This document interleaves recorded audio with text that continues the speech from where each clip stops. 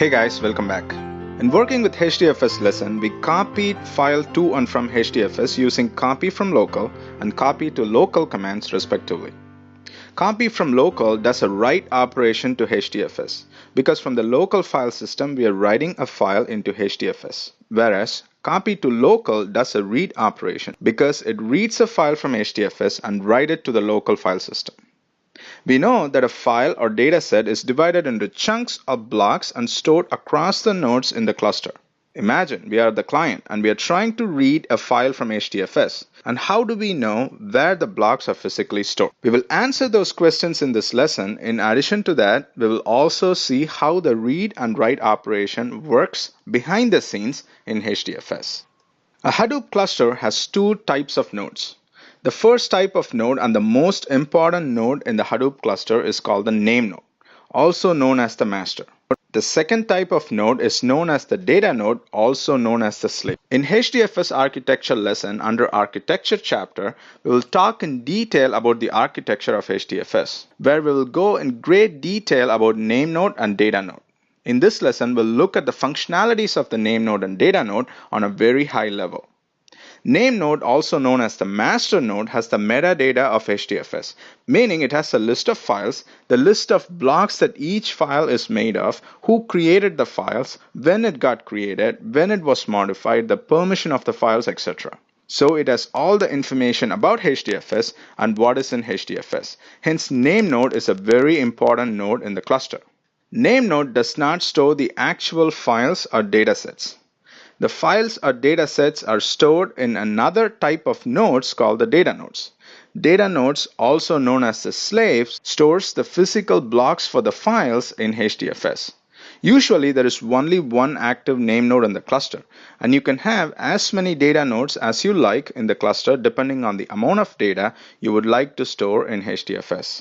So in short, if you take a file in HDFS, the data nodes will store the actual physical blocks for that file, whereas the name node knows the list of blocks that make up the file and the list of data nodes that stores the blocks for that file. And also information about the file, like who created it, when it was created, its permissions, etc.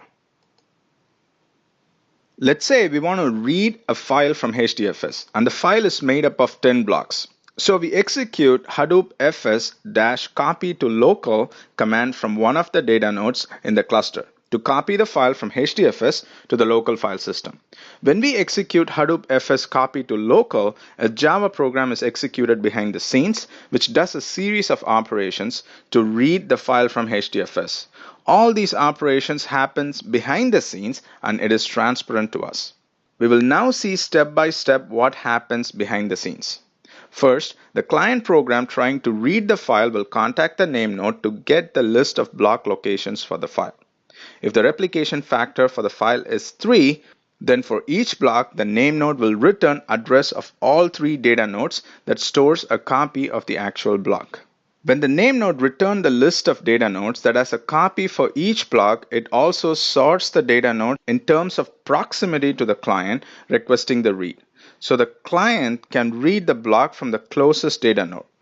If you have 100 nodes in the cluster, how does the client know which node is the closest one?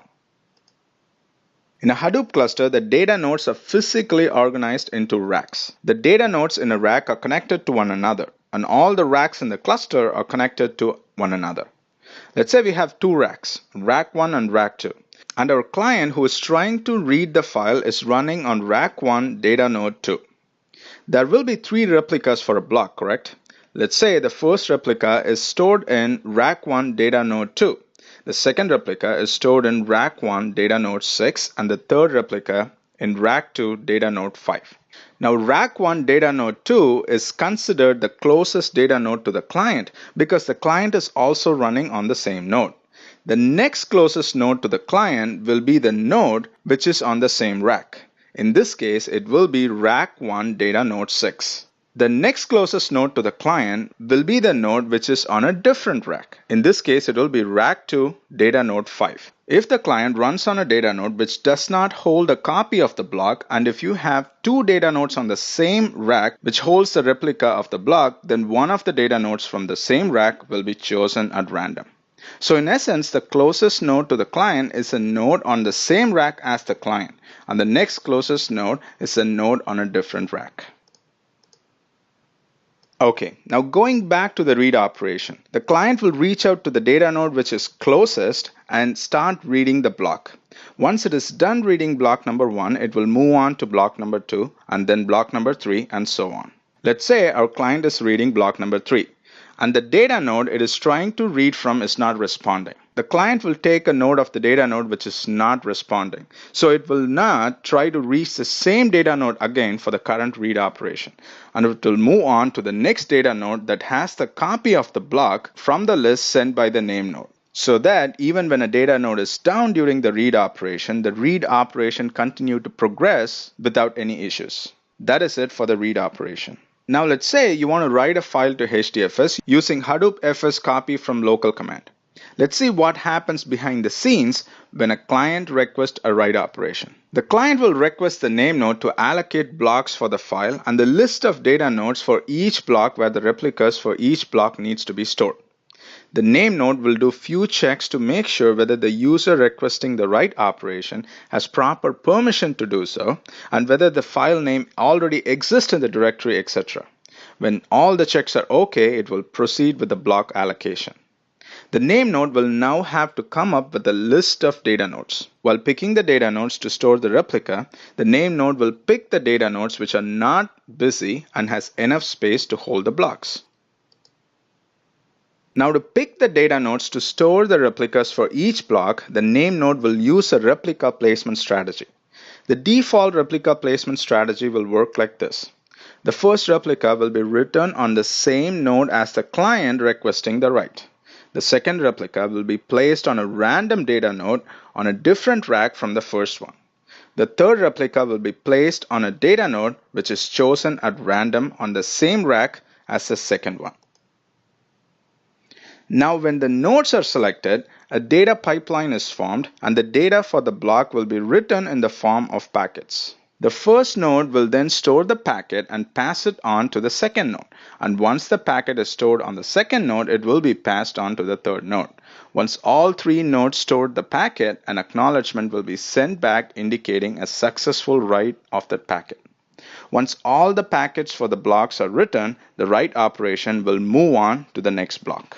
Let's say the block we are writing is named block 123. While writing block 123 on node 2, node 2 suddenly went down in the middle of the write operation. Now, how do we handle this failure? Let's look at how HDFS handle failures during write operation. First, the packets for block 123 are moved to the front so that node 3 will not miss those packets. Next, the block name will be changed. Why? If we keep the block name as block 123, when node 2 finally recovers, it will claim that it has block 123. But the block 123 is not complete since node 2 went down in the middle of the write operation. Let's say block name will be changed to block 456. Now when node 2 recovers and claims that it has block 123, name node will know that block 123 is non-existent and will order node 2 to remove block 123. dfs.namenode.replication.min indicates the minimum number of replications that is needed for a block. By default, it is 1. In case of such failure, the write operation will succeed as long as the block is returned to at least one node. Later, the name node will coordinate with the data nodes and arrange to write the missing replicas. That is how the write operation works. So in this lesson, we saw how the read and write operation works behind the scenes. In the next lesson, we will perform a read and write operation against HDFS by writing a Java program. With that, let's wrap this lesson. See you in the next lesson.